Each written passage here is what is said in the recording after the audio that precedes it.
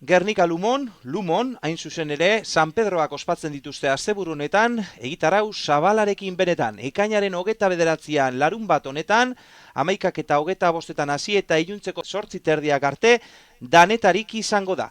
Jaien hasierako txupina, tortilla txapelketako izen ematea, mesa abestua, tortillen aurkezpena, tortilla txapelketako saribanaketa, herri baskaria, briska txapelketa, iriprobak, mus txapelketa, eta Mexiko lindo, Humberto Luis. Ekainaren 30an Domekan 11:00 iluntzeko 8:00 arte, marmitako txapelketarako izen ematea, igeltoka eta futbolin txapelketak, mesa santua, elai dantzataldearen ikuskizuna, marmitako kasolen aurkezpena, marmitako saribanaketa, tute txapelketa, hasi ekitaldiak, txokolata da, Naiararen eskutik diskofesta eta jaibukaerako txupina.